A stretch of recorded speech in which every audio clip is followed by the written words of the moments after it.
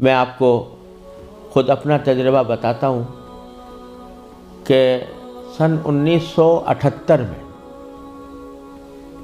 یعنی آج سے تقریباً 38 سال پہلے مجھے سب سے پہلے امریکہ جانے کا اتفاق ہوا۔ اس وقت سن 1978 میں سب سے پہلے میں امریکہ گیا تھا، اور ایک مسلمان تنظیم کی دعوت پر گیا تھا۔ مسلمان تنظیم کا اس وقت بہت سی مسلمان تنظیموں کا ایک وفاق تھا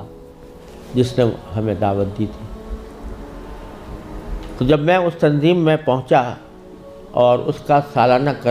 کنونشن تھا، اس میں حاضری ہوئی، تو سب سے پہلے تو میں یہ دیکھ کر حیران رہ گیا کہ جب شام کو دعوت کا اہتمام کیا گیا تو اس میں کہیں دور دور حاضرین کے اندر اسلام اور دین کا کوئی شائبہ نظر نہیں آتا تھا۔ خواتین اور نوجوان لڑکیاں وہ مردوں کے ساتھ اور نیم برہنہ لباس میں بیٹھی ہوئی تھی، اور پھر اعلان یہ کیا گیا کہ اگر کسی کو حلال کو کھانا کھانا ہو تو مچھلی استعمال کریں، جس کا مطلب یہ تھا کہ کھانے میں حلال کا بھی کوئی فکر نہیں تھی۔ وہاں بیٹھنا مشکل ہو گیا، ہم لوگ کہیں الگ چلے گئے۔ اس کے بعد معلوم ہوا کہ ایک رقص و سرود کی زبردست محفل منعقد ہوئی۔ ایک بوٹنگ کا پروگرام تھا، اس بوٹنگ کے پروگرام میں سارا جو پروگرام تھا وہ رقص و سرود کی محفل میں گم ہو کر رہ گیا۔ یہ سارے نظارے دیکھنے کے بعد جب مسلمان تنظیم جس نے دعوت دی تھی اس کے سربراہ سے میں نے شکوہ کیا کہ بھائی آپ نے یہ مسلمان تنظیم ہے اور اس میں کہیں دور دور بھی کوئی شائبہ دین کا نظر نہیں آتا، تو آپ کیا کرتے ہیں، کس وجہ سے آپ نے یہ اجتماع منعقد کیا ہے؟ تو وہ لبنانی تھے وہ صاحب جن سے میں نے شکوہ کیا، تو اس کے جواب میں ان کی آنکھوں میں آنسو آنے لگے اور کہنے لگے مولانا آپ صحیح کہتے ہیں، لیکن یہ وہ قوم ہے کہ جس کے بارے میں بس ہم اتنا چاہتے ہیں کہ یہ کم از کم اپنے آپ کو مسلمان کہتی رہے۔ یہ اگر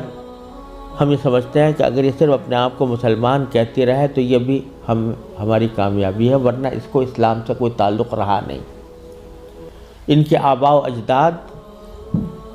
کھانے پینے کی تلاش میں، تجارت اور معیشت کی تلاش میں یہاں آئے تھے، ان کو اپنے بچوں کی تعلیم و تربیت کی کوئی فکر نہیں تھی۔ یہ اسی ماحول کے اندر پلے بڑے ہیں، اور اس کے نتیجے میں ان کو دور دور بھی کہیں ان کے اندر کوئی شائبہ دین کا نظر نہیں آتا۔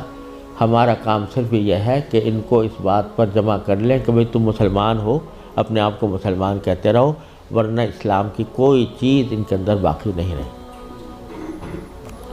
یہ منظر میں نے سن 1978 میں اپنی آنکھوں سے دیکھا، اور یہ عبرت ہوئی کہ اگر مسلمانوں نے اپنے بچوں کو، اپنی نسلوں کو صحیح تعلیم و تربیت دینے کی طرف توجہ نہ دی تو اللہ بچائے یہ اس بات کی کا اندیشہ ہے کہ اللہ بچائے جو آنے والی نسلیں ہیں وہ اللہ بچائے مرتد نہ ہو جائیں، اور اگر خدا نہ کرے ہماری اس بے توجہی اور غفلت کی وجہ سے ایسا ہوا کہ ہماری نئی نسلیں گمراہ ہوئیں، غلط راستے پر گئیں، تو اس کا وبال ہمارے اوپر ہو، کیونکہ قرآن کریم کا ارشاد یہ ہے کہ یا ایھا الذین آمنوا قوا انفسکم واہلیکم نارا۔ جہنم سے بچانا صرف انسان کے لیے اپنا فرض نہیں ہے کہ وہ خود اپنے آپ کو بچائے، بلکہ اپنے گھر والوں کو بچانا بھی اس کی اپنی ذمہ داری۔ اور یہ بڑے شرم کی بات ہوگی کہ ہمارے آباء و اجداد نے ہمیں اللہ تعالیٰ کے فضل و کرم سے ایمان اور اسلام کی دولت ورثے میں عطا فرمائی، اور ہم اپنی اولاد کو اللہ بچائے غلط راستے کے اوپر ڈالنے کے ذمہ دار بنے۔ اس سے زیادہ شرم کی، اس سے زیادہ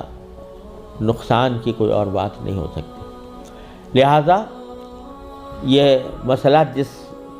اہمیت کے ساتھ توجہ کا محتاج ہے، اللہ تعالیٰ کا بڑا فضل و کرم ہے، اب حالات میں تبدیلی آ رہی ہے، خاص طور سے انگلینڈ میں اور امریکہ میں بھی اب بہت مسلمانوں کو اس طرف توجہ ہوئی ہے، ادارے قائم ہو رہے ہیں، لیکن جس پیمانے پر ضرورت ہے اس پیمانے کی ابھی تک کمی ہے، اور اس کا واحد علاج یہی ہے کہ جس کے دل میں بھی یہ درد ہے وہ دامے، درہمے، قدمے، سخنے، جس طرح بھی ہو سکے وہ ایسے ادارے قائم کرنے کی کوشش کرے، ان اداروں کے ساتھ تعاون کرے، اس میں اپنے بچوں کو بھیجنے کا اہتمام کرے۔